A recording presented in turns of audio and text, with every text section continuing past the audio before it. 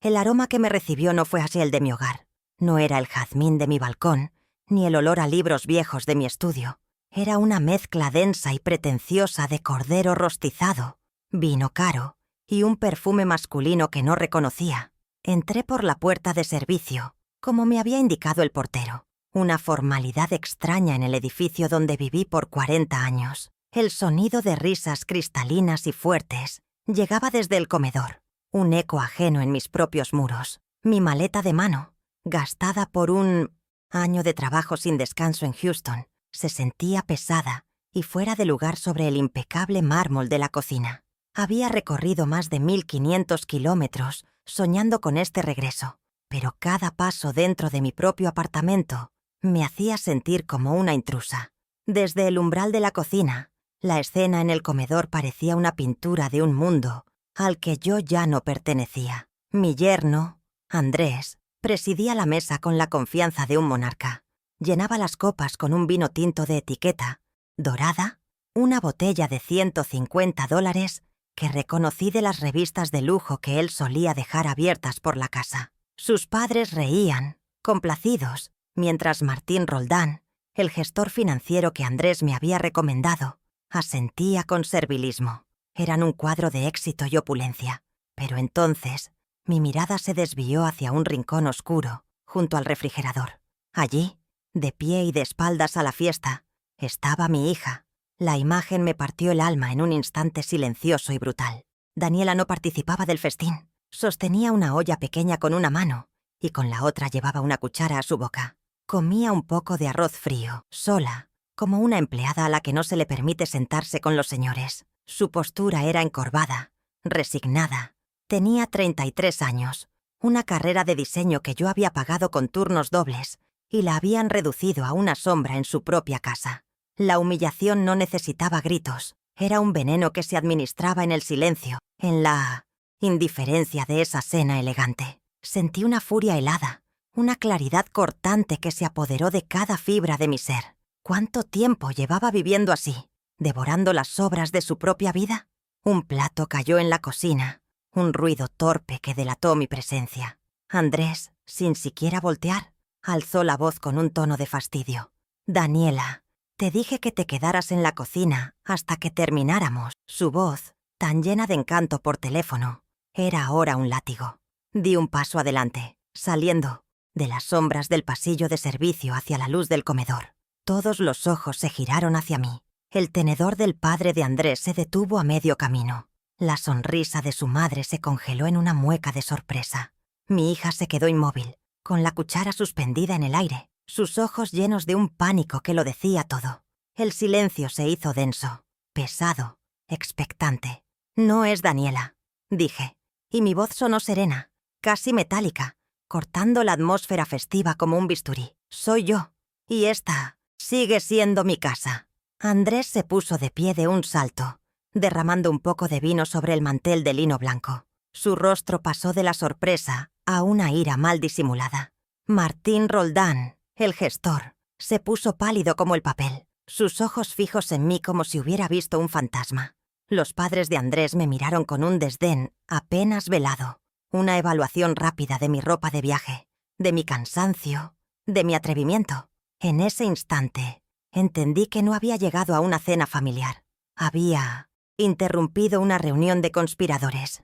Mi mirada recorrió la mesa, los platos de porcelana fina, la cubertería de plata que mi esposo y yo compramos en nuestro 20º aniversario. Todo estaba allí, pero se sentía profanado. Sobre una mesa auxiliar, casi como una ofrenda, Martín Roldán había dejado su iPad Pro encendido.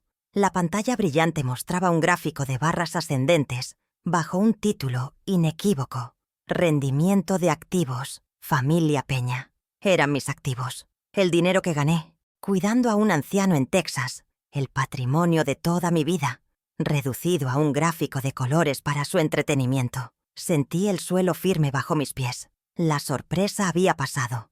Ahora comenzaba la estrategia. ¿Creían que una enfermera jubilada no sabía leer sus propios signos vitales? Una imagen de hace 15 años inundó mi mente, tan vívida como la escena frente a mí. Yo, con mi uniforme de jefa de enfermeras del hospital ABC, llegando a casa a las 3 de la mañana, después de un doble turno. Daniela, entonces una adolescente, se había quedado dormida sobre sus libros de diseño, el lápiz aún en su mano. El costo de esa carrera, $45,000, lo pagué con noches como esa, con un cansancio que se metía en los huesos, pero que se aliviaba al verla perseguir su sueño. La arropé con una manta, besé su frente y me prometí que cada sacrificio valdría la pena. ¿En qué momento su sueño se convirtió en esta pesadilla? Esa promesa rota era la que ahora me miraba desde los ojos asustados de mi hija. La Daniela que yo había criado era fuerte, creativa, llena de luz. La mujer que tenía enfrente parecía haber olvidado cómo brillar, cómo levantar la voz, cómo ocupar su propio espacio. Andrés le había robado no solo el dinero, sino también la confianza, la dignidad. La había convencido de que su lugar era en las sombras, comiendo arroz frío mientras él celebraba con el fruto de mi trabajo. La rabia que sentí no era caliente ni explosiva, sino fría y precisa. Era la rabia de una madre que ve a su cría en peligro, una rabia que no nubla el juicio, sino que lo afila. Otro recuerdo, más reciente, de hace 5 años. Andrés, entonces el novio encantador y lleno de promesas, me pidió ayuda para el enganche de su primer auto. «Con esto empezaré a construir un futuro para Daniela, suegra», me dijo con esa sinceridad ensayada que ahora me revolvía el estómago. Le extendí un cheque por $5,000, una parte considerable de mis ahorros de entonces. Recuerdo la gratitud en sus ojos, el apretón de manos firme. Era un Volkswagen Jetta. Hoy, estacionado en mi lugar de la cochera, había un Mercedes-Benz último modelo. ¿Cuántos cheques más había firmado sin saberlo para financiar su ascenso fraudulento? La respuesta estaba en mi celular, en el historial de transferencias que revisé durante el largo vuelo de regreso. 12 transferencias, una cada mes, de $2,500 cada una. $30,000 en total, enviados a la cuenta conjunta que Andrés insistió en abrir. «Para administrar los gastos de la casa mientras no estás, Laura», me explicó con una lógica impecable. «Así no tienes que preocuparte por los recibos. Tú solo descansa». Me aisló financieramente con la excusa de cuidarme. Mi sudor, mis turnos de 12 horas, 6 días a la semana cuidando a un extraño en una cama de hospital, se habían convertido en cenas de lujo y relojes caros para él. El sacrificio que hice por su futuro fue la herramienta que usaron para intentar borrar el mío. En las llamadas, su manipulación era sutil, casi imperceptible. «Daniela está muy sensible últimamente. No la molestes con números», decía. «Oh, el administrador del condominio preguntó por ti. Le dije que estabas delicada de memoria para que no te molestaran». Construyó un muro a mi alrededor, ladrillo a ladrillo, con mentiras disfrazadas de preocupación. Y yo, a miles de kilómetros de distancia, cansada y culpable por haber dejado a mi hija, le creí. Le entregué las llaves de mi vida financiera, confiando en que cuidaría de mi tesoro más preciado. Pero un depredador no cuida el rebaño, lo devora. Y él había estado devorando todo, pieza por pieza. La cena se había arruinado. El silencio en el comedor era tan espeso que se podía cortar. Andrés me miraba con un odio puro, el de un actor cuyo público ha descubierto el truco. Sus padres cuchicheaban, indignados por la interrupción. Martín Roldán recogió su iPad con manos temblorosas, como si quemara. Solo Daniela no se movía, paralizada entre la lealtad a su esposo y la presencia innegable de su madre. Ignoré a los demás y caminé lentamente hacia ella.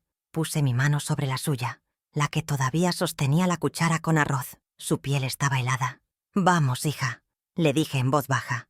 «La cena de verdad nos espera». ¿Qué podía hacer él frente a todos? Mi primera jugada había sido pública, y eso lo desarmaba. Los días siguientes fueron una inmersión en una realidad que no quería aceptar, pero que mi instinto de enfermera me obligaba a diagnosticar. Mientras Andrés me evitaba, saliendo temprano y volviendo tarde con excusas de reuniones importantes, yo comencé mi propia auditoría. Empecé por mi estudio, el lugar donde siempre guardé mis documentos importantes. La cerradura de la puerta, que siempre fue una simple llave, ahora tenía un panel digital.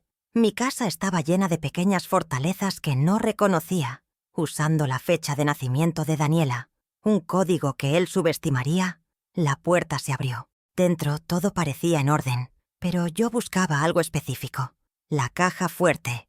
La encontré detrás de un cuadro, como siempre, pero la combinación giratoria había sido reemplazada por otra cerradura digital. Esta vez, la fecha de nacimiento de Daniela no funcionó, tampoco la mía, ni la de mi difunto esposo. Probé con la de Andrés. Nada. Entonces, recordé su arrogancia, su necesidad de estatus. Probé la fecha de fundación de Rolex, una trivialidad que leí en una de sus revistas. La caja fuerte emitió un suave clic y se abrió. Dentro, junto a mis joyas y el testamento de mi esposo, había una carpeta de cuero con el logo de una notaría. Contenía un solo documento, un poder notarial amplio e irrevocable, firmado por mí hacía un año. Mis manos temblaron al leer la cláusula 14. Las palabras legales eran enrevesadas, diseñadas para confundir, pero el significado era brutalmente claro. Con facultades irrevocables para actos de dominio, le había dado el poder no solo para administrar, sino para vender, para hipotecar, para disponer de todo mi patrimonio sin necesidad de mi consentimiento. Recordé haberlo firmado deprisa, justo antes de irme al aeropuerto. Andrés me dijo que era una formalidad por si había una emergencia con el edificio. Le di el arma y el permiso para disparar. La frialdad de su plan me dejó sin aliento. No era un simple aprovechado, era un estratega. Con el documento en la mano, un escalofrío recorrió mi espalda. Esto no se trataba solo de $30,000 malversados. El objetivo era mucho más grande. Mi apartamento, de 180 metros cuadrados, en Presidente Masaryk, valuado en $500,000. La pieza final de su rompecabezas. La razón por la que necesitaba que yo estuviera lejos, incomunicada y, eventualmente, incapacitada. Supe entonces que no podía enfrentarlo directamente. Un hombre que planea con tanto cuidado no se rinde con un simple regaño. Necesitaba pruebas, un caso tan sólido que su carisma no pudiera desarmar. La enfermera auditora que llevaba dentro despertó por completo. Mi primera llamada no fue a un abogado, sino a mi vecina de toda la vida, Silvia Correa. Nos encontramos en el pasillo, bajo el pretexto de pedirle una taza de azúcar. Silvia, a sus 70 años, tenía ojos de halcón y una memoria impecable para los detalles del edificio. «Laura, qué bueno que volviste», me dijo, su voz cargada de una preocupación genuina. «Estaba preocupada. Tu yerno nos dijo que estabas muy delicada». Le sonreí, una sonrisa que no llegó a mis ojos. «Estoy mejor que nunca, Silvia. Dime, ¿ha habido mucho movimiento por aquí?» Sus ojos se iluminaron con el placer del chisme justificado. «Ni te imaginas. Un desfile de repartidores de tiendas de lujo. Palacio de Hierro, Cartier. Parecía que se habían ganado la lotería». La información de Silvia era la validación que necesitaba. No eran compras esporádicas. Era un estilo de vida financiado por mi ausencia. Cada caja de diseñador que cruzó esa puerta era una prueba más de su engaño. Le agradecí a Silvia y volví a mi apartamento, mi mente trabajando a toda velocidad. Necesitaba acceso a la cuenta bancaria conjunta, pero Andrés me había dicho que había cambiado las claves online por seguridad. Sabía que no podría pedírselas sin levantar sospechas. Necesitaba ayuda, alguien que pudiera moverse por el mundo digital con una agilidad que yo ya no poseía. Pensé en mi otro nieto, el hijo de mi hija mayor, Leo. Leo tenía 16 años y una mente brillante para la tecnología. Llegó esa tarde, con sus audífonos al cuello y una mirada de curiosidad. Le expliqué la situación de forma simple, sin cargarla de mi angustia. Le dije que había olvidado la contraseña del banco y que el sistema de recuperación era confuso. No hice preguntas sobre su lealtad, simplemente apelé a su competencia. Se sentó frente a mi computadora, sus dedos volando sobre el teclado. En menos de 10 minutos, usando una opción de recuperación a través de mi correo electrónico personal al que Andrés no tenía acceso, había restablecido la contraseña. «Listo, abuela», dijo con una sonrisa. «Ya puedes entrar». Lo que vi en la pantalla me revolvió el estómago. No era un simple malgasto, era un saqueo sistemático. Una larga lista de cargos que dibujaban un mapa de su vida de lujo. Restaurante Pujol, 800. Palacio de Hierro, 4.500. Viaje a Bale, 7.000. Cada transacción era una bofetada. Mi sudor, el dolor de espalda de turnos interminables, las noches en vela preocupada por un paciente, todo eso se había transformado en cenas opulentas y viajes a la nieve para él y su familia. Imprimí cada página. El zumbido de la impresora era el único sonido en el estudio. Cada hoja de papel era un clavo más en el ataúd de sus mentiras. Mi sacrificio pagó sus vacaciones y la evidencia estaba ahora en mis manos. Mientras revisaba los extractos, recordé una conversación con Esteban Núñez, el presidente del condominio, un hombre pomposo que siempre se había sentido superior. Me lo encontré en el elevador el día anterior. Me habló con una condescendencia insoportable, en un tono lento y paternalista. Laurita, qué bueno verla recuperada. Andrés nos tenía muy al tanto. Nos dijo que su memoria ya no era la misma. No se preocupe por nada. Él se encarga de todo. En ese momento, solo sentí una punzada de humillación. Ahora, con las pruebas en la mano, entendía la estrategia. Estaba minando mi reputación, sembrando la duda sobre mi competencia mental para preparar el terreno. El siguiente paso sería declararme incompetente. El plan de Andrés era más siniestro de lo que había imaginado. No solo quería mi dinero y mi casa, quería mi libertad. La imagen de un asilo, de ser despojada de mi autonomía y encerrada por el resto de mis días, me heló la sangre. El poder notarial era la llave para lograrlo. Ahora entendía la urgencia de su plan. El tiempo corría en mi contra. Necesitaba una prueba irrefutable, algo que lo conectara directamente, con la intención de despojarme de todo. Algo más que gastos excesivos. Necesitaba encontrar la prueba de la venta del apartamento. Y sospechaba dónde podría estar.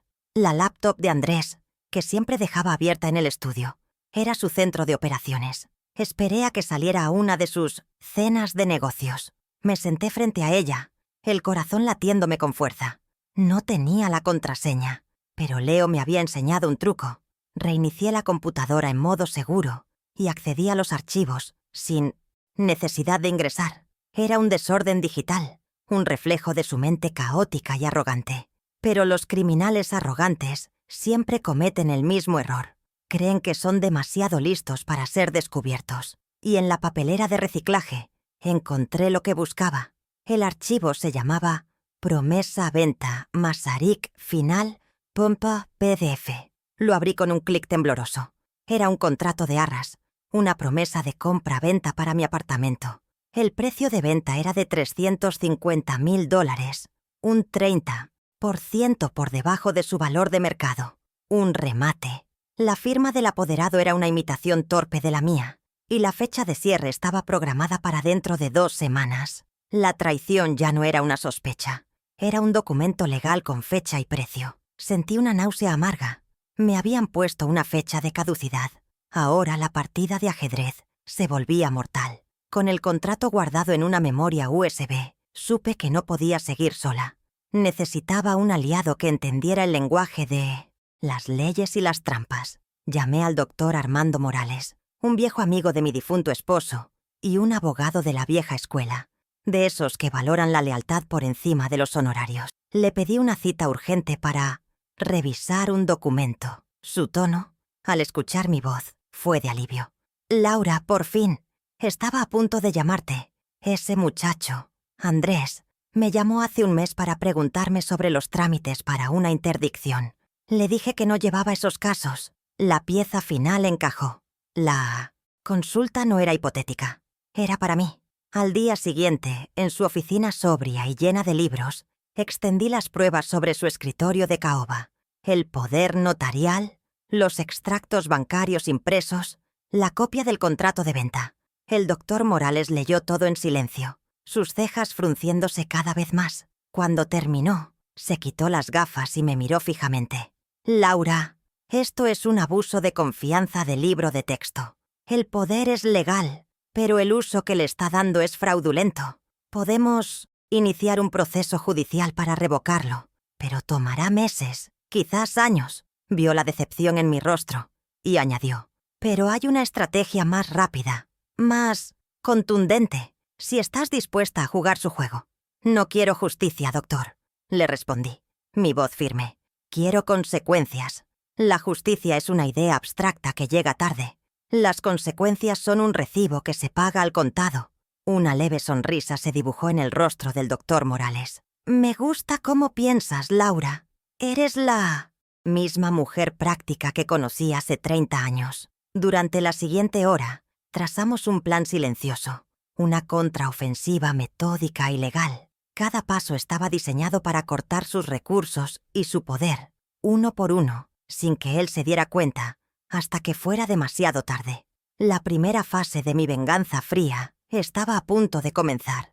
El plan requería una última prueba, una que saliera de la boca de uno de los cómplices. El eslabón más débil era Martín Roldán, el gestor adulador. Lo cité en un café cerca de su oficina, con el pretexto de estar confundida sobre mis finanzas. Me presenté con un aire frágil, encorvada y hablando en susurros. Martín, estoy tan preocupada. Andrés maneja todo y yo ya no entiendo de números, le dije removiendo mi taza de té con mano temblorosa. Él cayó en la trampa de inmediato. Su actitud se volvió paternalista, la misma que usaba Esteban Núñez. No se preocupe, doña Laura. Andrés es un genio. Está asegurando su futuro. Activé la grabadora de mi celular, que descansaba sobre la mesa junto a mi bolso. ¿Mi futuro? Pregunté con una inocencia calculada. ¿Qué futuro? A mi edad. Él se inclinó bajando la voz en un tono confidencial. Exactamente. Andrés solo busca lo mejor para usted. Un lugar tranquilo donde la cuiden bien después de vender el departamento. Una inversión inteligente para todos. La confesión fue tan clara, tan descarada, que tuve que contenerme para no perder la compostura. Él mismo había confirmado la sentencia que me habían dictado.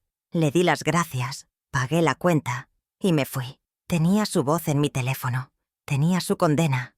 El lunes a las 9 de la mañana, ejecuté el primer paso del plan. Fui sola a la sucursal principal de mi banco, la misma donde abrí mi primera cuenta a los 18 años. Solicité hablar con el gerente, un hombre joven que me miró con escepticismo, hasta que presenté mi identificación oficial y el acta de propiedad original de mi apartamento. Quiero reportar actividad sospechosa en mi cuenta conjunta y solicitar un bloqueo preventivo de 72 horas, declaré con una calma que lo sorprendió.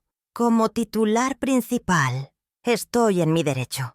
El gerente, ante la firmeza de mi solicitud y la validez de mis documentos, no tuvo más opción que acatar. Los fondos estaban congelados. La primera fuente de poder de Andrés había sido cortada.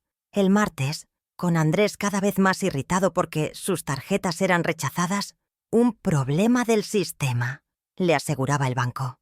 Puse en mi marcha el segundo paso. Abordé a Daniela en la cocina. Su miedo era palpable, pero también vi una chispa de curiosidad en sus ojos.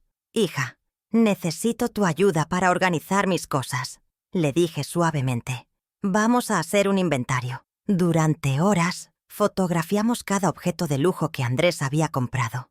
El reloj Rolex, las bolsas de diseñador, los trajes caros. Cruzamos cada foto con los cargos en los extractos bancarios. Creé un documento detallado, una contabilidad forense de su traición. Para Daniela fue un despertar doloroso. Ver la evidencia tangible y abrumadora comenzó a romper el hechizo bajo el que vivía. El primer paso para que dejen de abusar de ti es dejar de permitirlo, le dije con calma mientras guardábamos la última foto. Y eso empieza hoy. Ella no respondió, pero vi una nueva determinación en su mirada. El miércoles me dediqué a la parte administrativa. Redacté una carta simple y directa dirigida a Esteban Núñez y a la administración del Tommy Mocesios, condominio. En ella, como única y legítima propietaria del departamento 401, revocaba cualquier autorización, poder o representación previamente otorgada a Andrés Peña para actuar en mi nombre en asuntos del edificio. La entregué en la oficina de la administración y exigí un acuse de recibo sellado. La red de poder de Andrés en el edificio se estaba desmoronando. El jueves, el doctor Morales envió el golpe de gracia de la primera fase, Una notificación extrajudicial fue entregada por un mensajero en la oficina de Martín Roldán. El documento le prohibía formalmente realizar cualquier tipo de gestión, consulta o transacción en mi nombre, advirtiéndole de las consecuencias legales de ignorar dicha notificación. La llamada de un Martín Roldán histérico a Andrés no se hizo esperar. Pude escuchar los gritos de mi yerno desde el otro lado del apartamento. Estaba furioso, atrapado, sin entender de dónde venían los ataques. Pero su arrogancia le impedía ver la fuente. Me veía como una anciana frágil y confundida. No sospechaba de mí, y esa era mi mayor ventaja. El viernes por la noche, el ambiente en la casa era irrespirable. Andrés caminaba de un lado a otro como un animal enjaulado, maldiciendo al banco, al gestor, a la administración. Yo me mantuve en silencio, leyendo un libro en mi sillón favorito, proyectando una imagen de serenidad absoluta. Él me miraba con desprecio, pero no con sospecha. Para él, yo era parte del decorado, un mueble viejo que pronto sería desechado. No sabía que la anciana que ignoraba estaba a punto de demoler el palacio de mentiras que había construido. La calma antes de la tormenta era casi tan satisfactoria como la tormenta misma. La segunda fase, la pública, estaba a punto de comenzar. La oportunidad perfecta llegó en forma de una invitación impresa, en papel costoso. Andrés iba a lanzar su propia consultora de inversiones, Peña Capital, con una fiesta en el salón de eventos del condominio al día siguiente. Era la culminación de su farsa, un evento para impresionar a potenciales víctimas y solidificar su imagen de exitoso hombre de negocios. Invitó a unas 50 personas, amigos, familiares, vecinos y posibles inversores. Era el escenario perfecto. Un juicio público donde el jurado estaría compuesto por las mismas personas a las que él quería engañar. El destino, a veces, tiene un exquisito sentido de la ironía. La noche de la fiesta, me vestí con un traje sastre de lino que no había usado en años. Me sentía como una generala preparándose para la batalla. Daniela, que había estado en silencio pero observándome toda la semana, me ayudó a peinarme. «Mamá, ¿qué vas a hacer?», preguntó en un susurro. Le apreté la mano. «Voy a devolver las cosas a su lugar», le respondí. «Y tú vas a estar a mi lado». El doctor Morales llegó a las 8 en punto, puntual y con un portafolio de cuero que contenía todos los documentos necesarios. Juntos, bajamos en el ascensor. El sonido metálico de las puertas, al abrirse en el lobby del salón de eventos, fue como el toque de una campana anunciando el inicio del combate. El salón estaba decorado con un lujo exagerado. Luces tenues, música de jazz y meseros ofreciendo champaña. Andrés estaba en el centro de todo, en un pequeño podio, radiante en su traje a la medida y con su reloj Rolex brillando bajo los focos. Estaba en la cima de su mundo, recibiendo felicitaciones y sonrisas. Esperamos en la parte de atrás, ocultos por la multitud, hasta que comenzó su discurso. Agradeció a todos por su confianza. Habló de integridad, de visión, de crear riqueza. Cada palabra era una mentira que pronto quedaría expuesta. Cuando hizo una pausa para brindar, supe que era mi momento. Acompañada por el doctor Morales, avancé entre los invitados. Los murmullos comenzaron a seguirnos. La gente me reconocía como la suegra enferma. Andrés me vio, y su sonrisa se desvaneció, reemplazada por una máscara de furia contenida. Le hice una seña al técnico de sonido y le pedí el micrófono. «No te preocupes, Andrés. Solo quiero decir unas palabras», dije con una voz clara y fuerte que resonó en todo el salón. Tomé el micrófono, sintiendo el peso frío del metal en mi mano. 50 pares de ojos estaban fijos en mí. El espectáculo estaba por comenzar. «Felicidades, Andrés, por tu emprendimiento. Como tu primera y única inversionista, quisiera mostrarle a todos el portafolio de gastos». Con un gesto, le indiqué al técnico que proyectara el contenido de mi memoria USB en la pantalla gigante que estaba detrás de Andrés. La primera imagen que apareció fue la del extracto de la cuenta conjunta, con los cargos de lujo resaltados en amarillo brillante. Restaurante Pujol, 800. Palacio de Hierro, 4.500. Viaje a Bale, 7.000. Los murmullos en la sala se convirtieron en un zumbido de incredulidad. La gente se inclinaba para susurrar a sus vecinos. El rostro de Andrés se contrajo en una mueca de pánico. Intentó decir algo, pero su voz no salió. Estaba atrapado en el suento escenario, iluminado por la prueba de su propio fraude. Algunos. El aroma que me recibió no fue el de mi hogar. No era el jazmín de mi balcón, ni el olor a libros viejos de mi estudio. Era una mezcla densa y pretenciosa de cordero rostizado, vino caro y un perfume masculino que no reconocía. Entré por la puerta de servicio como me había indicado el portero, una formalidad extraña en el edificio donde viví por 40 años. El sonido de risas cristalinas y fuertes llegaba desde el comedor, un eco ajeno en mis propios muros. Mi maleta de mano, gastada por un año de trabajo sin descanso en Houston, se sentía pesada y fuera de lugar sobre el impecable mármol de la cocina. Había recorrido más de 1500 kilómetros soñando con este regreso, pero cada paso dentro de mi propio apartamento de 180 metros cuadrados me hacía sentir como una intrusa. ¿A qué clase de celebración había llegado sin ser invitada?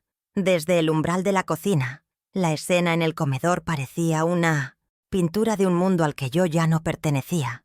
Mi yerno, Andrés, presidía la mesa con la confianza de un monarca.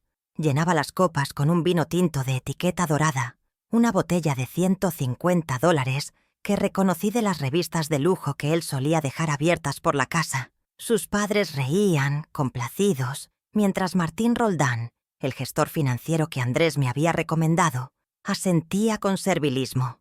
Eran un cuadro de éxito y opulencia. Pero entonces mi mirada se desvió hacia un rincón oscuro, junto al refrigerador. Allí, de pie y de espaldas a la fiesta, estaba mi hija. La imagen me partió el alma en un instante silencioso y brutal. Una herida que no sangraba, pero que dolía más que cualquier corte. Daniela no participaba del festín. Sostenía una olla pequeña con una mano y con la otra llevaba una cuchara a su boca. Comía un poco de arroz frío con un trozo de pan, sola, como una empleada a la que no se le permite sentarse con los señores. Su postura era encorvada, resignada. Tenía 33 años, una carrera de diseño que yo había pagado con turnos dobles, y la habían reducido a una sombra en su propia casa. La humillación no necesitaba gritos, era un veneno que se administraba en el silencio, en la indiferencia de esa cena elegante. Sentí una furia helada, una claridad cortante que se apoderó de cada fibra de mi ser. ¿Cuánto tiempo llevaba viviendo así, devorando las sobras de su propia vida mientras otros celebraban a su costa? Un plato cayó en la cocina, un ruido torpe que delató mi presencia. Andrés, sin siquiera voltear, alzó la voz con un tono de fastidio que cortó el aire. «Daniela, te dije que te quedaras en la cocina hasta que termináramos». Su voz, tan llena de encanto por teléfono, era ahora un látigo, un instrumento de control que usaba frente a su familia y socio. Di un paso adelante, saliendo de las sombras del pasillo de servicio hacia la luz del comedor. Todos los ojos se giraron hacia mí. El tenedor del padre de Andrés se detuvo a medio camino. La sonrisa de su madre se congeló en una mueca de sorpresa.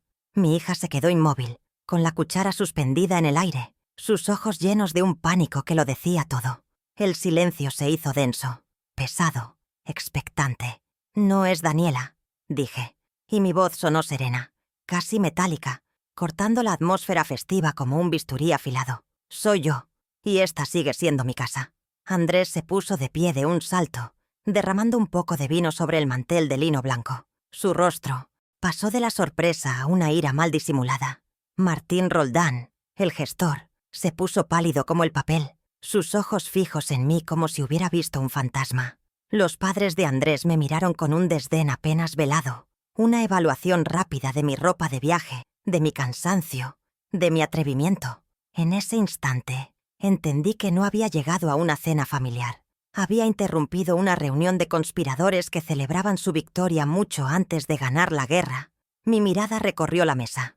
Los platos de porcelana fina, la cubertería de plata que mi esposo y yo compramos en nuestro 20º aniversario, todo estaba allí, pero se sentía profanado. Sobre una mesa auxiliar, casi como una ofrenda para los presentes, Martín Roldán había dejado su iPad Pro encendido. La pantalla brillante mostraba un gráfico de barras ascendentes bajo un título inequívoco: Rendimiento de activos, familia Peña. Eran mis activos. El dinero que gané cuidando a un anciano en Texas. El patrimonio de toda mi vida, reducido a un gráfico de colores para su entretenimiento y planificación. Sentí el suelo firme bajo mis pies. La sorpresa había pasado. Ahora comenzaba la estrategia. ¿Creían que una enfermera jubilada no sabía leer sus propios signos vitales? Una imagen de hace 15 años inundó mi mente, tan vívida como la escena frente a mí. Yo, con mi uniforme de jefa de enfermeras del hospital ABC, llegando a casa a las 3 de la mañana, después de un doble turno. Daniela, entonces una adolescente, se había quedado dormida sobre sus libros de diseño, el lápiz aún en su mano. El costo de esa carrera, $45,000, lo pagué con noches como esa, con un cansancio que se metía en los huesos, pero que se aliviaba al verla perseguir su sueño. La arropé con una manta, besé su frente y me prometí que cada sacrificio valdría la pena. ¿En qué momento su sueño se convirtió en esta pesadilla, en este plato de arroz frío comido a escondidas? Esa promesa rota era la que ahora me miraba desde los ojos asustados de mi hija. La Daniela que yo había criado era fuerte, creativa, llena de luz. La mujer que tenía enfrente parecía haber olvidado cómo brillar, cómo levantar la voz, cómo ocupar su propio espacio. Andrés le había robado no solo el dinero, sino también la confianza, la dignidad. La había convencido de que su lugar era en las sombras, comiendo arroz frío mientras él celebraba con el fruto de mi trabajo. La rabia que sentí no era caliente ni explosiva, sino fría y precisa. Era la rabia de una madre que ve a su cría en peligro. Una rabia que no nubla el juicio, sino que lo afila como un escalpelo. Otro recuerdo, más reciente, de hace 5 años. Andrés, entonces el novio encantador y lleno de promesas, me pidió ayuda para el enganche de su primer auto. Nos reunimos en un café, y con esa sinceridad ensayada que ahora me revolvía el estómago, me presentó su plan. «Con esto empezaré a construir un futuro para Daniela, suegra», me dijo. Sus ojos brillaban con una ambición que yo, en mi ceguera, confundí con amor. Me habló de un modesto Volkswagen Jetta, un vehículo práctico para una familia joven. Le extendí un cheque por $5,000, una parte considerable de mis ahorros de entonces. Recuerdo la gratitud en sus ojos, el apretón de manos firme. Hoy, estacionado en mi lugar de la cochera, había un Mercedes-Benz último modelo. ¿Cuántos cheques más había firmado sin saberlo para financiar su fraudulento ascenso social? La respuesta estaba en mi celular, en el historial de transferencias que revisé durante el largo vuelo de regreso desde Houston. La decisión de irme a trabajar a Estados Unidos por un año fue difícil, plagada de culpa por dejar a Daniela, pero Andrés me había convencido de que era una oportunidad única para consolidar nuestro patrimonio. Acepté un puesto como cuidadora privada, un trabajo agotador física y emocionalmente. Cuidaba a un anciano con una enfermedad degenerativa, turnos de 12 horas, 6 días a la semana. Cada músculo de mi cuerpo dolía al final del día, pero me consolaba pensar que cada dólar ganado era un ladrillo más en el futuro de mi hija, un futuro que él prometía construir. Cada mes, sin falta, realizaba la misma operación. 12 transferencias de $2,500 cada una, $30,000 en total, enviados a la cuenta conjunta que Andrés insistió en abrir. «Para administrar los gastos de la casa mientras no estás, Laura», me explicó con una lógica impecable.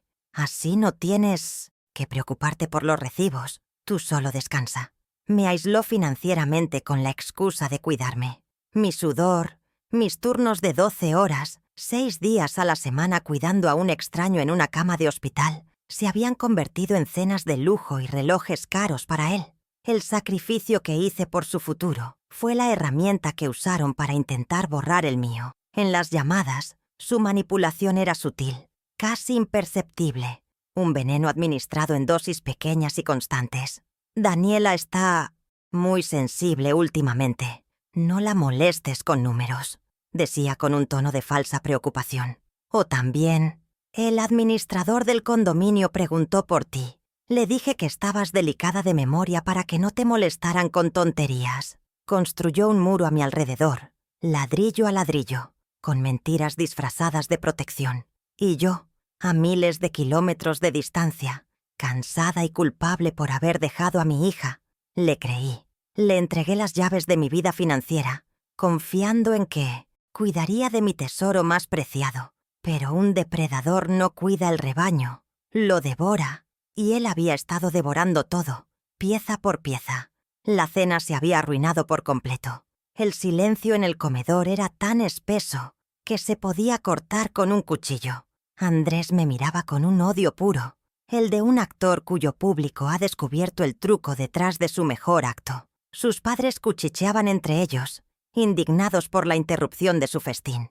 Martín Roldán recogió su iPad con manos temblorosas, como si el dispositivo quemara al tacto. Solo Daniela no se movía, paralizada entre la lealtad a su esposo y la presencia innegable de su madre. Ignoré a los demás y caminé lentamente hacia ella. Puse mi mano sobre la suya, la que todavía sostenía la cuchara con arroz. Su piel estaba helada. «Vamos, hija», le dije en voz baja. «La cena de verdad nos espera». ¿Qué podía hacer él frente a todos? Mi primera jugada había sido pública, y eso lo desarmaba temporalmente. Los días siguientes fueron una inmersión en una realidad que no quería aceptar, pero que mi instinto de enfermera me obligaba a diagnosticar con precisión clínica. Mientras Andrés me evitaba, saliendo temprano y volviendo tarde con excusas de reuniones importantes, yo comencé mi propia auditoría silenciosa. Empecé por mi estudio, el lugar donde siempre guardé mis documentos importantes, mi santuario personal. La cerradura de la puerta, que siempre fue una simple llave, ahora tenía un panel digital. Mi casa estaba llena de pequeñas fortalezas que no reconocía. Usando la fecha de nacimiento de Daniela, un código que él, en su arrogancia, subestimaría, la puerta se abrió con un suave clic. Dentro, todo parecía en orden, pero yo buscaba algo específico. La caja fuerte. La encontré detrás de un cuadro de paisajes, como siempre. Pero la combinación giratoria, un mecanismo que mi esposo y yo habíamos instalado, había sido reemplazada por otra cerradura digital. Esta vez, la fecha de nacimiento de Minapsos, Daniela, no funcionó. Tampoco la mía, ni la de mi difunto esposo. Probé con la de Andrés. Nada. Entonces, recordé su arrogancia, su necesidad de estatus, los símbolos que tanto le gustaba exhibir. Probé la fecha de fundación de Rolex, una trivialidad que leí en una de sus revistas de lujo. La caja fuerte emitió un suave zumbido y se abrió. Dentro, junto a mis joyas y el testamento de mi esposo, había una carpeta de cuero con el logo de una notaría. Contenía un solo documento, un poder notarial, amplio e irrevocable, firmado por mí hacía un año. Mis manos temblaron al leer la cláusula 14. Las palabras legales eran enrevesadas, diseñadas para confundir, para ocultar el veneno en un lenguaje técnico. Pero el significado era brutalmente claro, con facultades irrevocables para actos de dominio. Le había dado el poder no solo para administrar, sino para vender, para hipotecar, para disponer de todo mi patrimonio, sin necesidad de mi consentimiento. Recordé haberlo firmado, deprisa, justo antes de irme al aeropuerto. Andrés me dijo que era una formalidad por si había una emergencia con el edificio. Le di el arma y el permiso para disparar. La frialdad de su plan me dejó sin aliento. No era un simple aprovechado, era un estratega, y su estrategia era borrarme por completo. Con el documento en la mano, un escalofrío recorrió mi espalda. Esto no se trataba solo de $30.000 malversados. El objetivo era mucho más grande. Mi apartamento de 180 metros cuadrados en Presidente Masaryk, valuado en $500,000. La pieza final de su rompecabezas. La razón por la que necesitaba que yo estuviera lejos, incomunicada y, eventualmente, incapacitada. Supe entonces que no podía enfrentarlo directamente. Un hombre que planea con tanto cuidado no se rinde con un simple regaño. Necesitaba pruebas, un caso tan sólido que su carisma no pudiera desarmar. La enfermera auditora que llevaba dentro despertó por completo, y mi primera inspección sería en sus finanzas, el lugar donde la codicia siempre deja un rastro sucio y visible. Mi primera llamada no fue a un abogado, sino a mi otro nieto, el hijo de mi hija mayor, Leo. A sus 16 años poseía una mente brillante para la tecnología, un mundo que para mí era un laberinto. Llegó esa misma tarde, con sus audífonos al cuello y una mirada de curiosidad. Le expliqué la situación de forma simple, sin cargarla con mi angustia. Le dije que había olvidado la contraseña del banco y que el sistema de recuperación era confuso. No hice preguntas sobre su lealtad, simplemente apelé a su competencia. Se sentó frente a mi computadora, sus dedos volando sobre el teclado. En menos de 10 minutos, usando una opción de recuperación a través de mi correo electrónico personal, al que Andrés no tenía acceso, había restablecido la contraseña. «Listo, abuela», dijo con una sonrisa. «Ya puedes entrar». Lo que vi en la pantalla me revolvió el estómago. No era un simple malgasto. Era un saqueo sistemático. Un diario de su opulencia financiado con mis noches de insomnio. Una larga lista de cargos que dibujaban un mapa de su vida de lujo. Restaurante Pujol, 800. Palacio de Hierro, 4.500. Viaje a Bale, 7.000. Cada transacción era una bofetada. Mi sudor, el dolor de espalda de turnos interminables, las noches en vela preocupada por un paciente. Todo eso se había transformado en cenas opulentas y viajes a la nieve para él y su familia. Imprimí cada página. El zumbido de la impresora era el único sonido en el estudio. Cada hoja de papel era un clavo más en el ataúd de sus mentiras. Mi sudor pagó sus vacaciones, y la evidencia estaba ahora en mis manos. Mientras revisaba los extractos, recordé una conversación con Esteban Núñez, el presidente del condominio, un hombre pomposo que siempre se había sentido superior. Me lo encontré en el elevador el día anterior. Me habló con una condescendencia insoportable, en un tono lento y paternalista. «Laurita, qué bueno verla, recuperada. Andrés nos tenía muy al tanto. Nos dijo que su memoria ya no era la misma. No se preocupe por nada, él se encarga de todo». En ese momento, solo sentí una punzada de humillación. Ahora, con las pruebas en la mano, entendía la estrategia. Estaba minando mi reputación, sembrando la duda sobre mi competencia mental para preparar el terreno. El siguiente paso sería declararme incompetente. Su plan era más siniestro de lo que había imaginado. El plan de Andrés no solo quería mi dinero y mi casa, quería mi libertad. La imagen de un asilo, de ser despojada de mi autonomía y encerrada por el resto de mis días, me heló la sangre. El poder notarial era la llave para lograrlo. Ahora entendía la urgencia de su plan. El tiempo corría en mi contra. Necesitaba una prueba irrefutable, algo que lo conectara directamente con la intención de despojarme de todo. Algo más que gastos excesivos. Necesitaba que uno de sus cómplices confesara. El eslabón más débil era Martín Roldán, el gestor adulador. Lo cité en un café cerca de su oficina, con el pretexto de estar confundida sobre mis finanzas. Me presenté con un aire frágil, encorvada y hablando en susurros. «Martín, estoy tan preocupada. Andrés maneja todo, y yo ya no entiendo de números», le dije removiendo mi taza de té con mano temblorosa. Él cayó en la trampa de inmediato. Su actitud se volvió paternalista, la misma que usaba Esteban Núñez. «No se preocupe, doña Laura. Andrés es un genio. Está asegurando su futuro».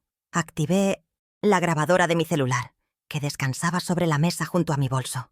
La pequeña luz roja era invisible bajo la servilleta. «¿Mi futuro?», pregunté con una inocencia calculada. «¿Qué futuro? A mi edad». Él se inclinó, bajando la voz en un tono confidencial, como si me estuviera revelando un secreto para mi propio bien. Su arrogancia lo cegó. «Exactamente», susurró, creyéndose el protector de la anciana senil. «Andrés solo busca lo mejor para usted, un lugar tranquilo donde la cuiden bien. Después de vender el departamento, una inversión inteligente para todos». La confesión fue tan clara, tan descarada, que tuve que contenerme para no perder la compostura. Él mismo había confirmado la sentencia que me habían dictado. Le di las gracias, pagué la cuenta y me fui con una sonrisa temblorosa que ocultaba mi victoria. Tenía su voz en mi teléfono, una prueba que no podía ser refutada. Tenía su condena grabada en un archivo de audio. Confirmó la sentencia que me habían dictado y ahora Yo tenía el veredicto en mi bolsillo. La última pieza que necesitaba era la más difícil de obtener, la prueba definitiva del fraude patrimonial. La laptop de Andrés, que siempre dejaba abierta en el estudio, era su centro de operaciones. Esperé a que saliera a una de sus cenas de negocios. Me senté frente a ella, el corazón latiéndome con fuerza. No tenía la contraseña, pero Leo me había enseñado un truco para acceder a los archivos sin necesidad de ingresar al sistema operativo. Era un desorden digital, un reflejo de su mente caótica y arrogante. Pero los criminales arrogantes siempre cometen el mismo error.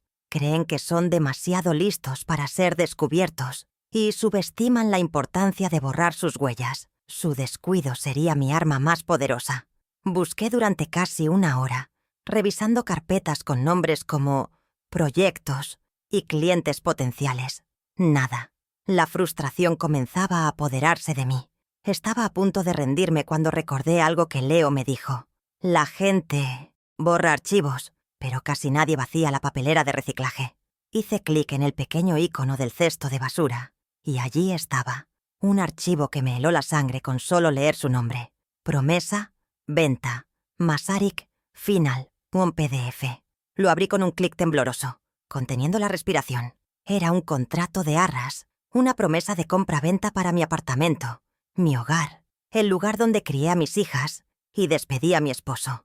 Los detalles eran devastadores. El precio de venta era de $350,000, un 30% por debajo de su valor de mercado. Un remate. La firma del apoderado era una imitación torpe de la mía, realizada con el poder notarial que yo misma le había entregado. Y la fecha de cierre estaba programada para dentro de 2 semanas. La traición ya tenía fecha y precio de remate. Me habían puesto una fecha de caducidad, un plazo para desaparecer de mi propia vida. Sentí una náusea amarga, pero también una extraña calma.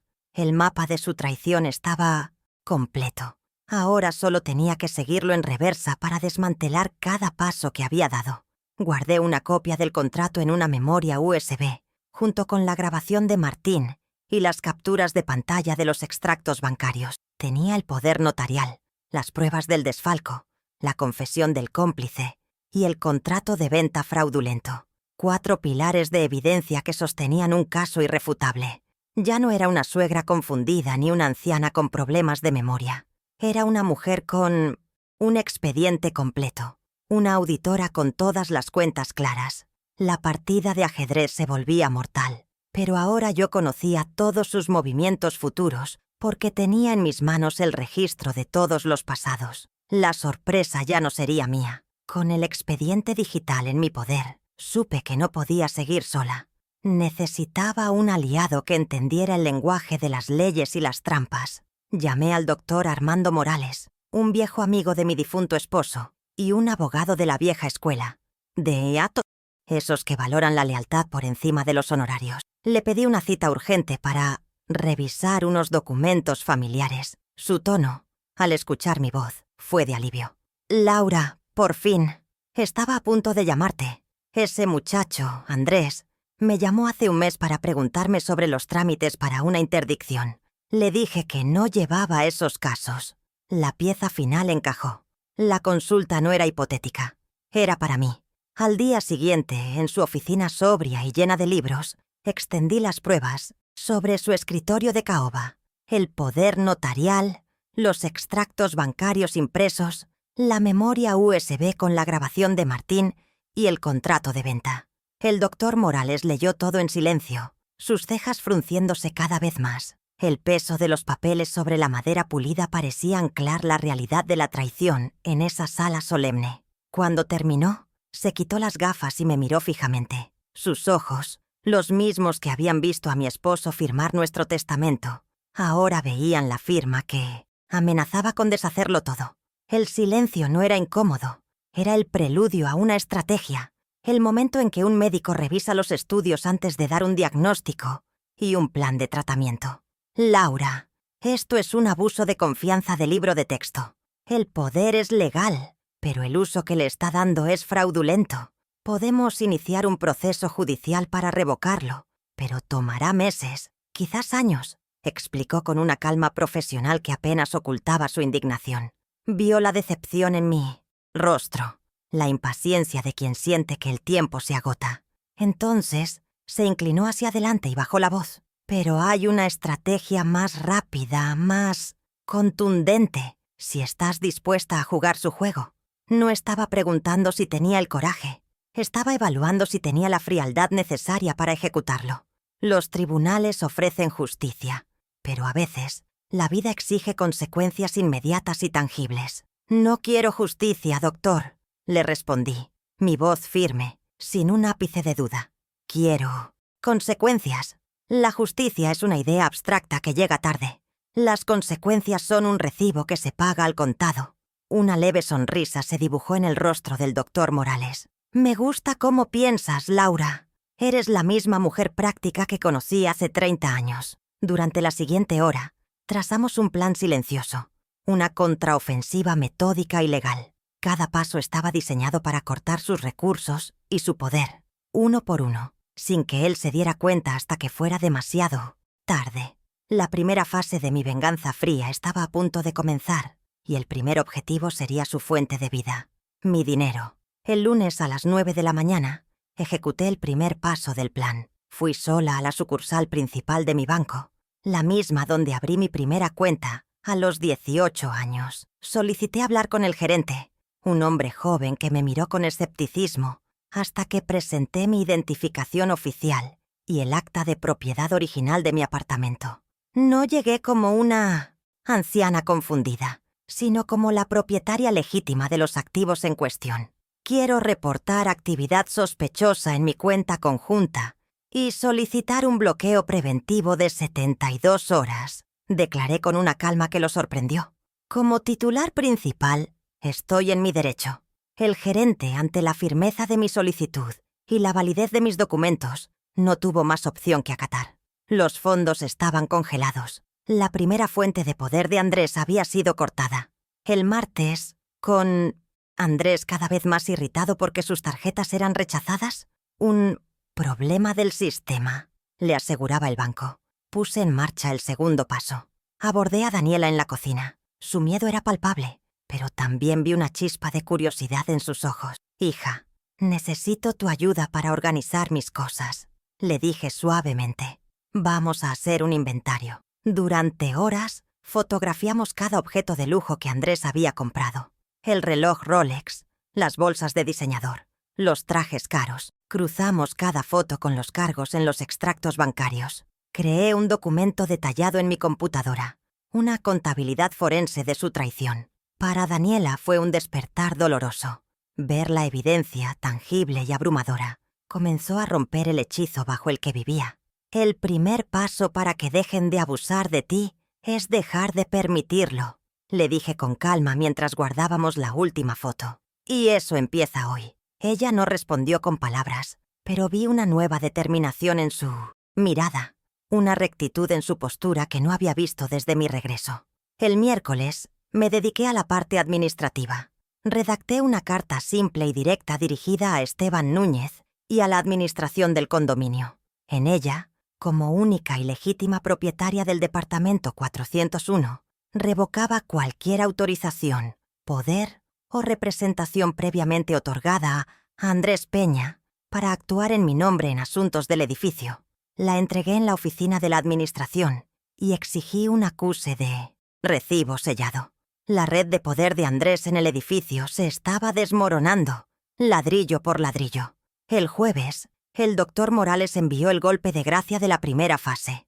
Una notificación extrajudicial fue entregada por un mensajero en la oficina de Martín Roldán. El documento le prohibía formalmente realizar cualquier tipo de gestión, consulta o transacción en mi nombre, advirtiéndole de las consecuencias legales de ignorar dicha notificación. La llamada de un Martín Roldán histérico. Andrés no se hizo esperar. Pude escuchar los gritos de mi yerno desde el otro lado del apartamento. Estaba furioso, atrapado, sin entender de dónde venían los ataques, pero su arrogancia le impedía ver la fuente. Me veía como una anciana frágil y confundida. No sospechaba de mí, y esa era mi mayor ventaja. El viernes por la noche, el ambiente en la casa era irrespirable. Andrés caminaba de un lado a otro como un animal enjaulado, maldiciendo al banco, al gestor, a la administración. Yo me mantuve en silencio, leyendo un libro en mi sillón favorito, proyectando una imagen de serenidad absoluta. Él me miraba con desprecio, pero no con sospecha. Para él, yo era parte del decorado, un mueble viejo que pronto sería desechado. No sabía que la anciana que ignoraba estaba a punto de demoler el palacio de mentiras que había construido. La calma antes de la tormenta era casi tan satisfactoria como la tormenta misma. La segunda fase, la pública, estaba a punto de comenzar, y yo tenía el escenario perfecto. La oportunidad perfecta llegó en forma de una invitación impresa en papel costoso, dejada sobre la mesa del recibidor. Andrés iba a lanzar su propia consultora de inversiones, Peña Capital, con una fiesta en el salón de eventos del condominio al día siguiente. Era la culminación de su farsa, un evento para impresionar a potenciales víctimas y solidificar su imagen de exitoso hombre de negocios. Invitó a unas 50 personas, amigos, familiares, vecinos y posibles inversores. Era el escenario perfecto. Un juicio público donde el jurado estaría compuesto por las mismas personas a las que él quería engañar. El destino, a veces, tiene un exquisito sentido de la ironía. Mi venganza no sería un susurro en la oscuridad, sería un estruendo bajo los reflectores que él mismo había instalado. La noche de la fiesta, me vestí con un traje sastre de lino que no había usado en años. Me sentía como una generala preparándose para la batalla. Daniela, que había estado en silencio pero observándome toda la semana, me ayudó a peinarme. «Mamá, ¿qué vas a hacer?», preguntó en un susurro.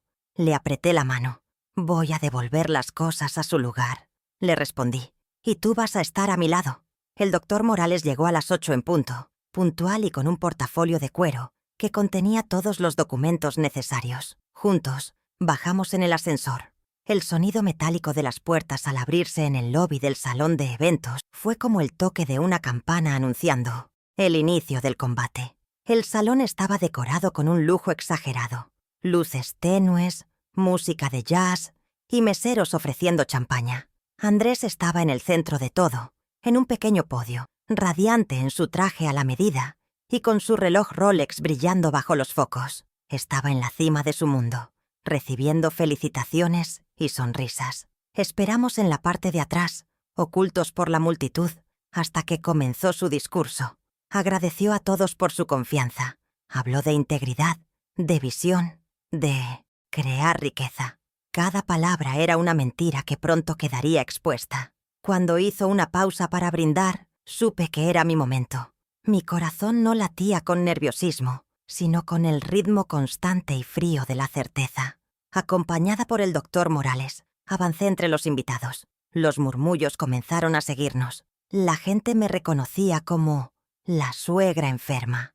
Andrés me vio, y su sonrisa se desvaneció, reemplazada por una máscara de furia contenida. Le hice una seña al técnico de sonido y le pedí el micrófono. «No te preocupes, Andrés. Solo quiero decir unas palabras», dije con una voz clara y fuerte que resonó en todo el salón. Tomé el micrófono, sintiendo el peso frío del metal en mi mano. 50 pares de ojos estaban fijos en mí. El espectáculo estaba por comenzar. «Felicidades, Andrés, por tu emprendimiento. Como tu primera y única inversionista, quisiera mostrarle a todos el portafolio de gastos». Con un gesto le indiqué al técnico que proyectara el contenido de mi memoria USB en la pantalla gigante que estaba detrás de Andrés. La primera imagen que apareció fue la del extracto de la cuenta conjunta, con los cargos de lujo resaltados en amarillo brillante. Restaurante Pujol, 800. Palacio de Hierro, 4.500. Viaje a Bale, 7.000. Los murmullos en la sala se convirtieron en un zumbido de incredulidad. La gente se inclinaba para susurrar a sus vecinos. El rostro de Andrés se contrajo en una mueca de pánico. Intentó decir algo, pero su voz no salió.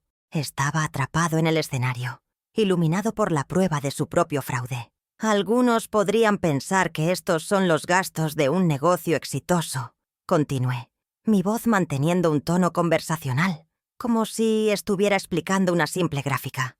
Pero este dinero no vino de rendimientos de capital. Vino de turnos de 12 horas, 6 días a la semana, cuidando a un enfermo en Houston. Era el dinero para el futuro de mi hija, no para financiar un estilo de vida que no puedes costear. Luego, hice otra seña al técnico. El sonido nítido de la voz de Martín Roldán llenó la sala. Un lugar tranquilo donde la cuiden bien después de vender el departamento. Martín, que estaba cerca de la barra, se puso pálido como la cera y comenzó a retroceder hacia la salida. La trampa se había cerrado. El silencio que siguió a la grabación fue más atronador que cualquier grito. Martín Roldán, con el rostro descompuesto, intentó mezclarse con la multitud, pero todos los ojos estaban sobre él. Era como un animal herido buscando una salida de la jaula.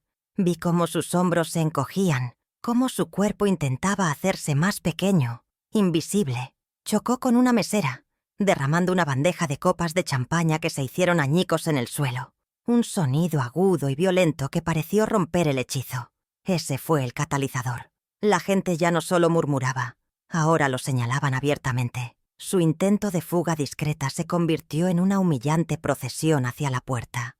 Bajo la mirada acusadora de 50 testigos, su cobardía era la primera grieta en el imperio de Andrés. Andrés, por su parte, intentó recuperar el control. Su rostro, antes radiante de éxito, era ahora una máscara de furia y pánico. Se abalanzó hacia el técnico de sonido. «¡Apaga eso! ¡Es un montaje!», gritó, su voz perdiendo por primera vez ese tono seductor y controlado para volverse estridente, casi un chillido. Pero el técnico, un joven que me había mirado con simpatía al darme el micrófono, simplemente levantó las manos y se encogió de hombros, como si las órdenes ahora vinieran de otra parte.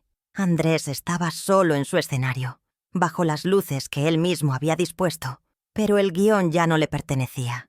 El director del espectáculo había cambiado, y él era solo un actor atrapado en una escena que no podía improvisar. Su carisma, su única arma real, se había evaporado. «No es un montaje, Andrés», dije, mi voz cortando su histeria con la precisión de un cirujano. «Es contabilidad, y en la contabilidad, cada partida debe tener su comprobante». Hice una última seña al técnico. La imagen de los extractos bancarios desapareció, reemplazada por un documento PDF con un sello notarial claramente visible. Era el contrato de arras, la promesa de venta de mi apartamento. Pero la verdadera joya de la corona de su traición aún no había sido revelada. Esta, queridos invitados, es la liquidación final de mis activos. O, mejor dicho, la liquidación de mi hogar. La pantalla mostraba en primer plano el precio de venta. $350,000, un remate. ¿Quién de los presentes no sabía que una propiedad en esa zona valía mucho más? Un jadeo colectivo recorrió el salón. Ahora entendían la historia completa. El desfalco no era solo para lujos, era el capital inicial para el golpe final. Robarme la casa. Proyecté la página de las firmas, donde una imitación burda de mi nombre aparecía junto a la de Andrés como mi apoderado, y debajo, la fecha de cierre. En menos de 2 semanas. Como pueden ver, la prisa era considerable. Comenté con una calma glacial. Supongo que mi memoria deficiente no iba a durar para siempre. Los padres de Andrés, que hasta ese momento me miraban con desdén, ahora miraban a su hijo con una mezcla de horror y decepción. Su castillo de naipes se estaba derrumbando, carta por carta, frente a las mismas personas que había invitado para que lo admiraran. En medio del caos, mi mirada encontró la de Daniela. Estaba de pie a mi lado, ya no encorvada ni asustada. Por primera vez desde mi regreso, la vi erguida, con los hombros hacia atrás. Sus ojos, antes llenos de pánico, ahora reflejaban una furia silenciosa y una naciente determinación. No decía nada, pero su postura lo decía todo. Había dejado de ser la sombra en la cocina para convertirse en testigo y juez. Esa transformación, ese pequeño gesto de enderezar la espalda, fue mi verdadera victoria. El dinero y el apartamento eran solo ladrillos y papel. La dignidad de mi hija, que comenzaba a reconstruirse ante mis ojos, era el verdadero patrimonio que había venido a reclamar. El resto era solo la demolición necesaria para empezar de nuevo. Andrés hizo un último y patético intento por salvarse. Se volvió hacia la multitud, con lágrimas fingidas en los ojos, adoptando el papel de víctima. «Por favor, no le crean. Mi suegra no está bien. Su memoria le falla. Todo esto es una fantasía, una confusión». Intentó usar la misma mentira con la que había estado envenenando mi reputación durante meses, pero la evidencia proyectada en la pantalla gigante a su espalda lo contradecía de forma brutal. Era el acto desesperado de un hombre acorralado, un hombre que seguía creyendo en el poder de su propia voz, incluso cuando los hechos gritaban más fuerte. Pero su público ya no le creía. Habían visto las pruebas, habían escuchado la confesión. Su última actuación fue un fracaso rotundo. Fue entonces cuando el doctor Morales, que había permanecido en silencio a mi lado, dio un paso al frente. Su presencia, su traje impecable y su aire de autoridad serena cambiaron la dinámica de un drama familiar a un procedimiento formal. No levantó la voz, no necesitaba hacerlo. Se dirigió a Andrés con un tono profesional y distante. «Señor Peña, mi nombre es Armando Morales y soy el abogado de la señora Laura Castillo». Cada palabra caía con el peso de la ley. La multitud se silenció por completo, expectante. Ya no era un espectáculo de chismes, era el preámbulo de una sentencia. La intervención del doctor Morales legitimó cada una de mis acciones, transformando mi venganza personal en un acto de justicia inminente. «En nombre de mi clienta», continuó el doctor Morales, sacando un sobre grueso de su portafolio, «le entrego esta notificación de una demanda civil por abuso de confianza, fraude y malversación de fondos. Además, una orden de restricción que le prohíbe cualquier contacto con la señora Castillo». Le tendió el sobre a Andrés, quien lo miró como si fuera una serpiente. La palabra «demanda» resonó en el salón, borrando cualquier duda que pudiera quedar. Esto ya no era una discusión, era un hecho legal. Los posibles inversores de Andrés comenzaron a retroceder, distanciándose físicamente de él, como si su fracaso fuera contagioso. Su futuro como consultor de inversiones acababa de morir antes de nacer. Pero yo no había terminado. Con una seña, 2 guardias de seguridad del edificio, a quienes había autorizado previamente como propietaria, se acercaron al podio. «Señor Peña», dije, mi voz ahora con un filo de autoridad inquebrantable, «tiene 24 horas para desalojar mi apartamento. Su presencia ya no es bienvenida. Por favor, acompáñenlo fuera». Los guardias lo flanquearon, uno a cada lado. No lo tocaron, pero su presencia era una barrera infranqueable. Humillado, despojado de su escenario y de su público, Andrés fue escoltado hacia la salida entre el silencio sepulcral de sus antiguos admiradores. La fiesta de su ascenso se había convertido en el funeral de su reputación. Cada paso que daba hacia la puerta era un clavo más en su ataúd social. Justo antes de que cruzara el umbral, lo detuve una última vez. «Andrés», lo llamé. Él se giró, su rostro una máscara de odio impotente. Extendí mi mano. «Las llaves del Mercedes, por favor. El auto, como todo lo demás, está a mi nombre». Por un momento vi la rebelión en sus ojos, el deseo de negarse, pero la mirada de 50 personas y 2 guardias de Masua seguridad lo aplastó. Metió la mano en el bolsillo, sacó las llaves y las dejó caer en mi palma. El tintineo metálico fue el sonido final de su derrota. El símbolo de su estatus robado ahora descansaba en la mano de la mujer a la que había intentado borrar. La balanza, por fin, comenzaba a equilibrarse. El salón de eventos del condominio era un monumento a la vanidad de Andrés. La iluminación era tenue y costosa.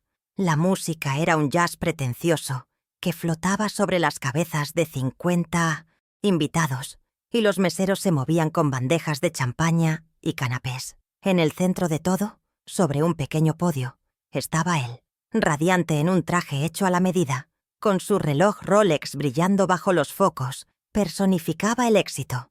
Recibía felicitaciones, sonrisas cómplices y palmadas en la espalda. Estaba en la cima de su mundo fraudulento, un rey a punto de inaugurar un castillo construido sobre cimientos de arena. Nosotros, el doctor Morales y yo, esperamos pacientemente en la parte de atrás, ocultos por la multitud, observando el último acto de su gran obra de teatro, antes de bajar el telón de forma definitiva. Cuando comenzó su discurso, su voz melosa llenó el espacio, hablando de integridad, de visión de futuro, de crear riqueza para todos. Cada palabra era una daga que se clavaba en la verdad, una mentira pulida para deslumbrar a su audiencia de futuras víctimas. Agradeció a su maravillosa familia por el apoyo incondicional. Vi a sus padres sonreír con orgullo, ajenos al veneno que su hijo destilaba. Hizo una pausa dramática, levantando su copa para un brindis. Ese era mi momento. El instante preciso en que el depredador se siente más seguro es el momento perfecto para que la presa ataque. Acompañada por el doctor Morales, comencé a avanzar entre los invitados, un movimiento lento y deliberado que partió la multitud como un barco rompehielos. Los murmullos nos siguieron como una estela. Andrés me vio. Su sonrisa se congeló, transformándose en una máscara de furia contenida. El hombre que me creía senil y derrotada estaba ahora caminando hacia su escenario, interrumpiendo su coronación. Le hice una seña al joven técnico de sonido, quien me miró con duda hasta que le sonreí. «Solo un momento, por favor», le pedí en voz baja. Tomé el otro micrófono de su mesa.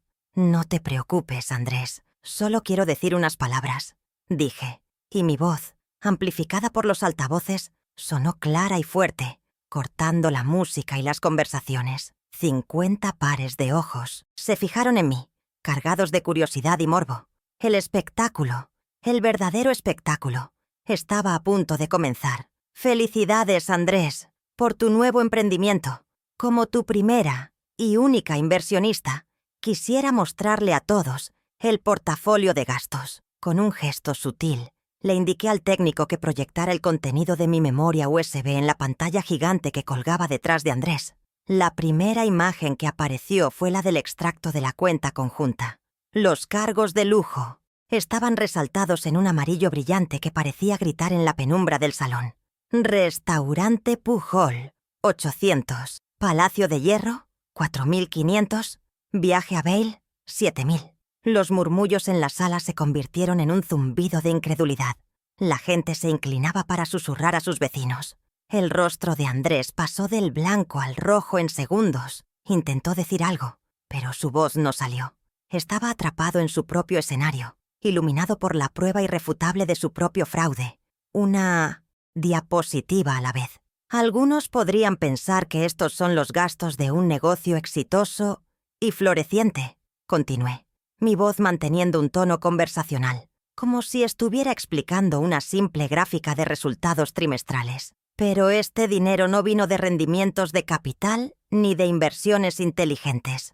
Vino de mis turnos de 12 horas, 6 días a la semana, cuidando a un enfermo terminal en Houston. Era el dinero destinado para el futuro de mi hija, no para financiar un estilo de vida que evidentemente no puedes costear por tus propios medios. Giré mi cabeza lentamente, mirando a los invitados uno por uno. Quería que vieran que no había locura en mis ojos, solo una contabilidad precisa y fría. La primera grieta en su fachada de éxito se había abierto. Luego, hice otra seña al técnico. El sonido nítido y claro de la voz de Martín Roldán llenó la sala, sin distorsión alguna. Andrés solo busca lo mejor para usted, un lugar tranquilo donde la cuiden bien. Después de vender el departamento, una inversión inteligente para todos. La grabación terminó y un silencio sepulcral se apoderó del salón. Martín, que estaba cerca de la barra tratando de parecer casual, se puso pálido como la cera. Todos los ojos se giraron hacia él. Su cobardía era palpable. Comenzó a retroceder lentamente, buscando la salida como un ladrón sorprendido en plena noche. Su intento de fuga se convirtió en una procesión de la vergüenza. La trampa se había cerrado sobre él, y su pánico era la confirmación que todos necesitaban. El silencio que siguió a la grabación fue más atronador que cualquier grito. Martín Roldán, con el rostro descompuesto, chocó con una mesera, derramando una bandeja de copas que se hicieron añicos en el suelo. El sonido agudo y violento pareció romper el hechizo. La gente ya no solo murmuraba, ahora lo señalaban abiertamente. Su intento de fuga discreta se convirtió en una humillante procesión hacia la puerta, bajo la mirada acusadora de 50 testigos. Su cobardía era la segunda grieta, una mucho más profunda.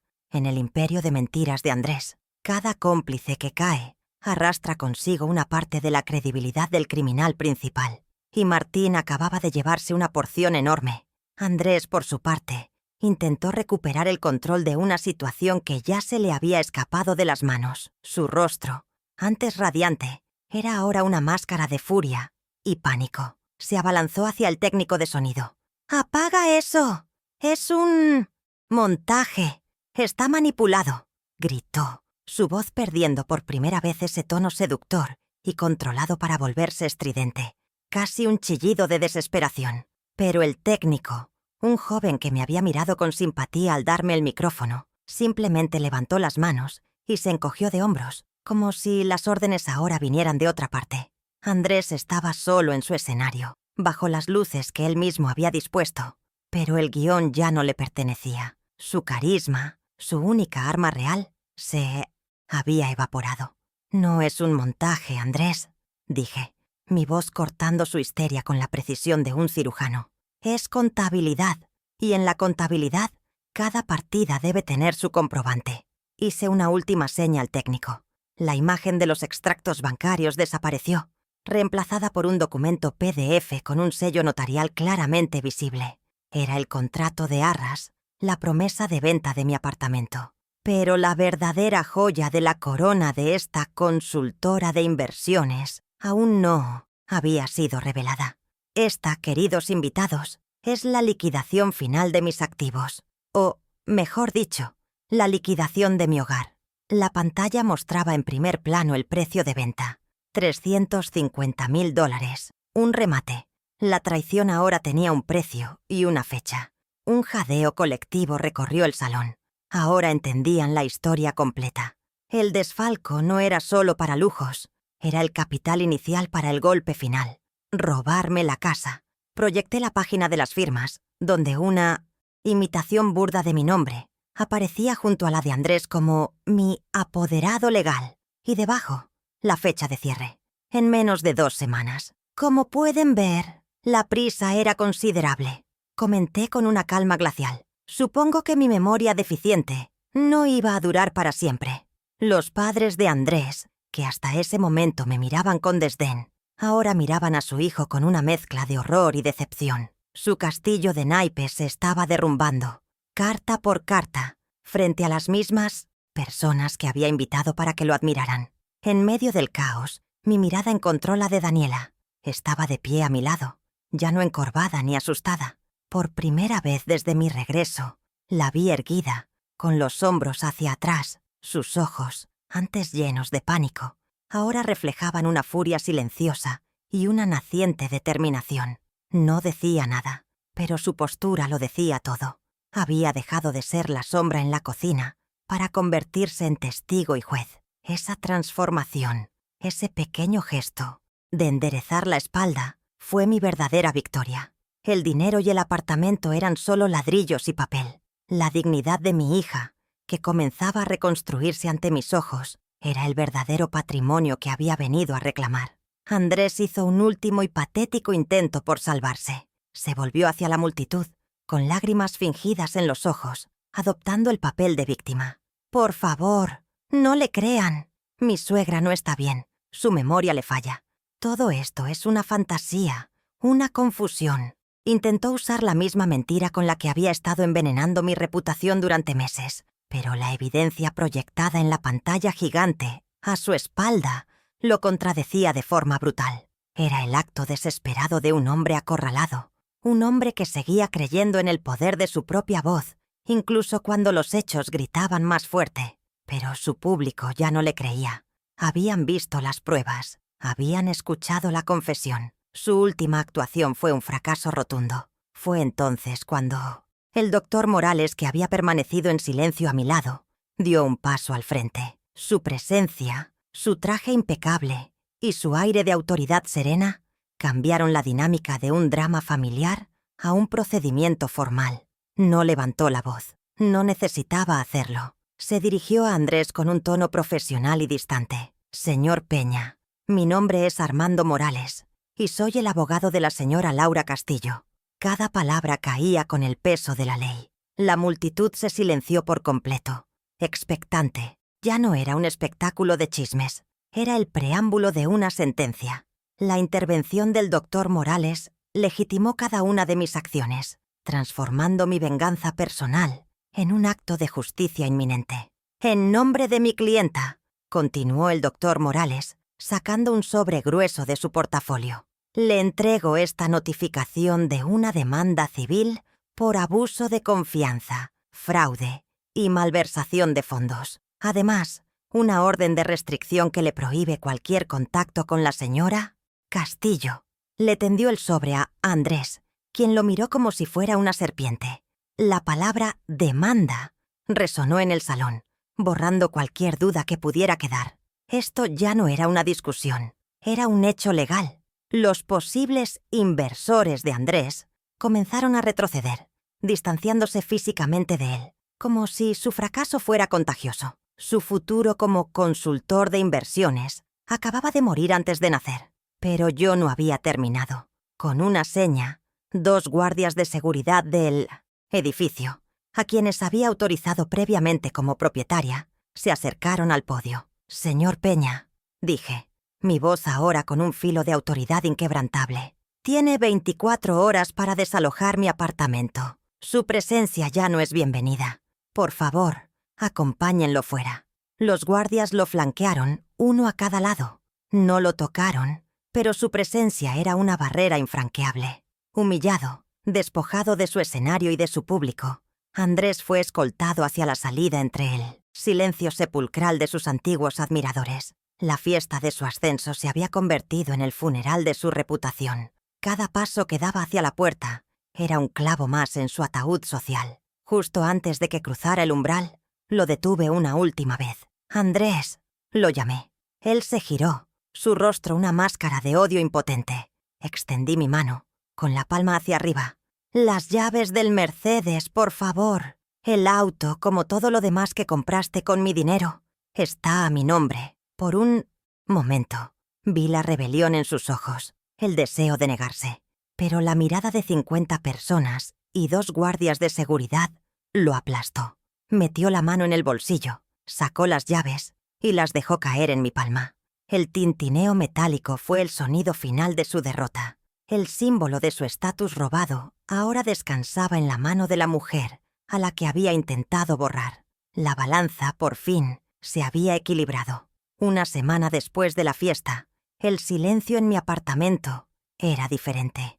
Ya no era el silencio tenso y expectante que precedía a la llegada de Andrés, sino una calma densa y serena, como el aire después de una tormenta de verano. Los muebles ostentosos, el sofá de cuero blanco y la mesa de centro de cristal que él había comprado habían desaparecido. Contraté un servicio de mudanza para que los donara a un refugio. En su lugar, había espacios vacíos que respiraban, que esperaban ser llenados de nuevo con nuestra propia historia, no con la suya. La caja con sus últimas pertenencias, que había dejado junto a la puerta de servicio, también se había ido. No preguntó por ella. Era como si, al borrar su presencia física, el aire mismo se hubiera purificado, dejando solo el aroma a limpio y a jazmines de mi balcón.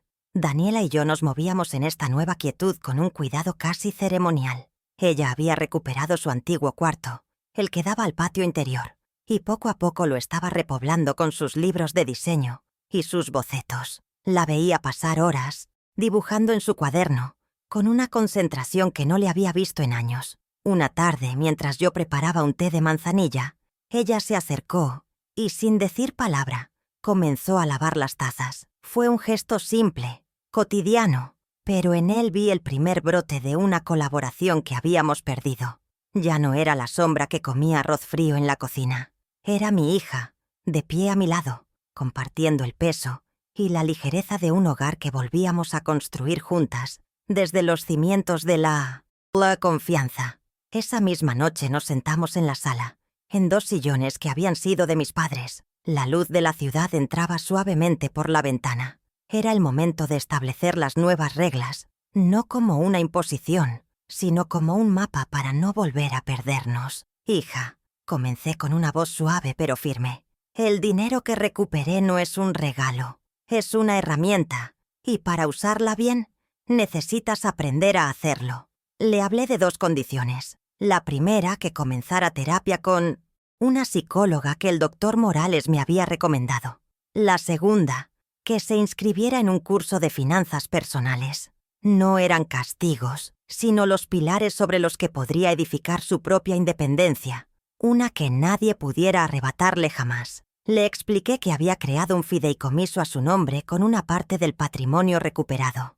Este fondo cubriría sus gastos de terapia, su curso, y le daría un pequeño ingreso mensual para vivir sin presiones. Sin embargo, el acceso al capital principal estaría restringido.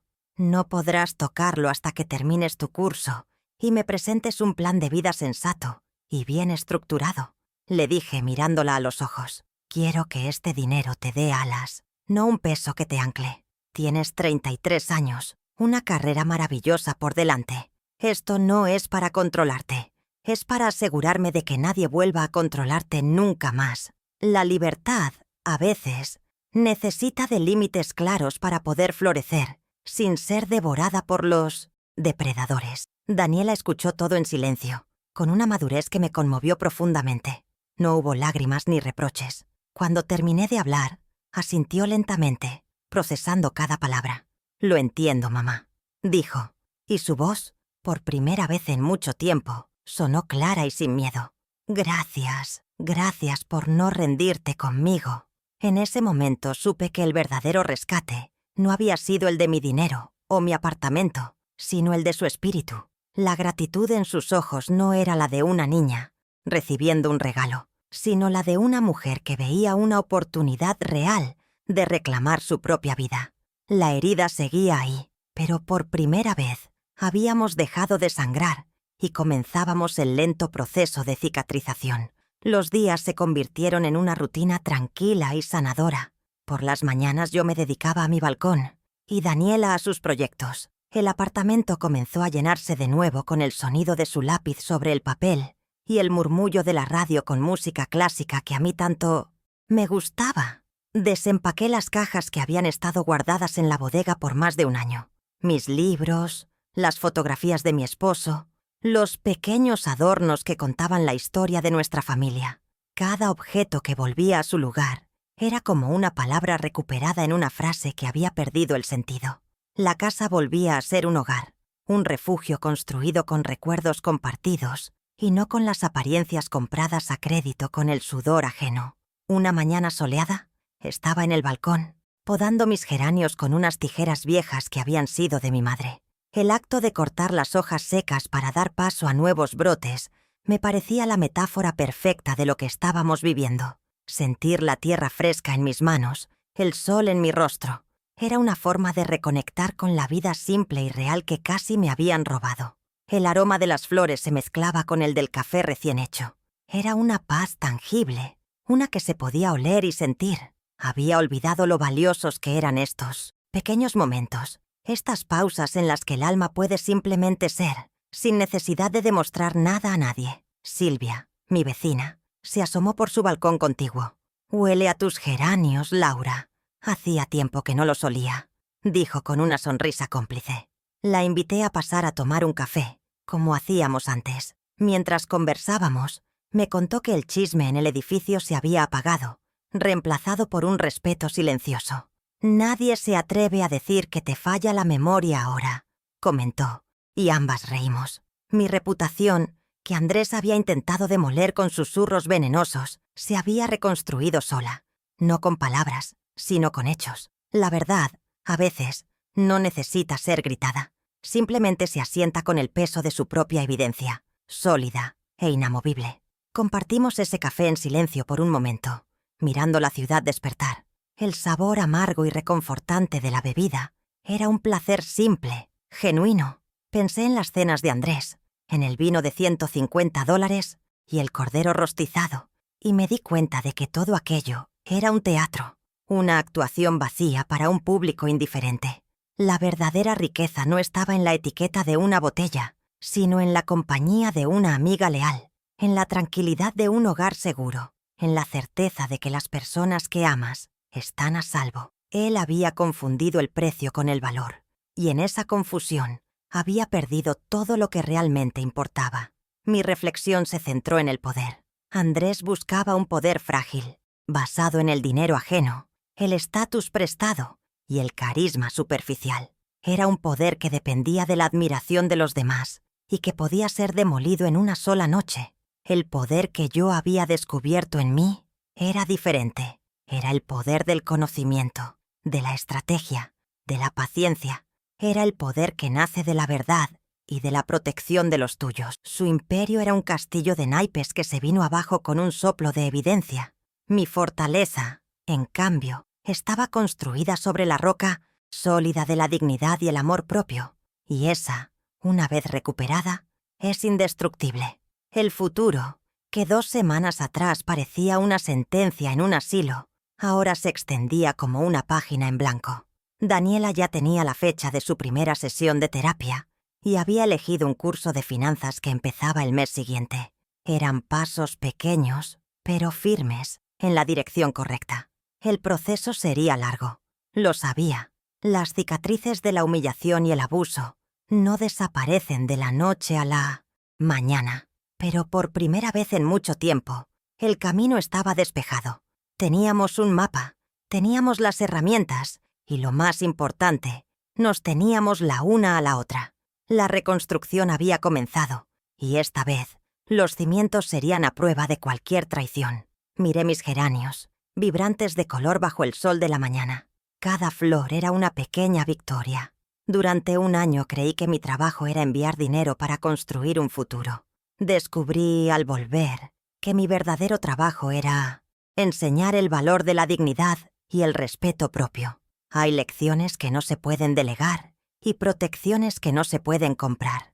Y hay puertas en la vida que, una vez que las cierras con la fuerza de la verdad, nunca, jamás se deben volver a abrir. El sonido de las tijeras podando lo muerto era la única respuesta necesaria, el punto final de una historia y el comienzo de una nueva.